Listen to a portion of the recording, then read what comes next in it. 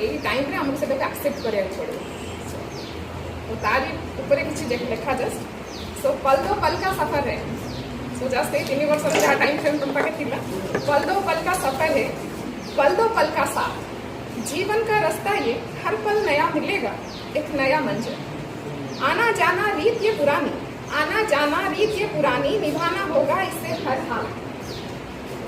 रंग बिरंगी तितलियों की तरह सजे ये जो सो ऑलरेडी तुम जूनियर बॉयज ऑलरेडी बटरफ्लाई गुड़ा देखा हो सो कलरफुल बटरफ्लाई। रंग बिरंगी तितलियों की तरह चहक रहे हो जो आज, अपने अच्छे गुणों से अपनी संस्कारों से महकते चलो अपने घर अपनी आसपास की दुनिया। जो 3 साल बिताया यहाँ, जो 3 साल बिताया यहाँ, जो कुछ पाया जो कुछ सीखा, जो अनुभव खट्टे मीठे जोड़े हैं यहाँ, पूंजी कर उन सबको अपनी जिंदगी में आगे बढ़ना, पूंजी कर उन सबको अपनी जिंदगी में आगे बढ़ना। धैर्य और साहस, धैर्य और साहस से अपनी सफर खुद तय करना, नाम ऊंचा करना अपना, रखना अपनों का मान। खुशियां और सफलता हासिल हो तुम्हें, ईश्वर की कृपा तुम सबके साथ हो सदा। सो बस एतिकी किसी जहाँ भी मो मन रे अच्छी आ जो महिला और राखी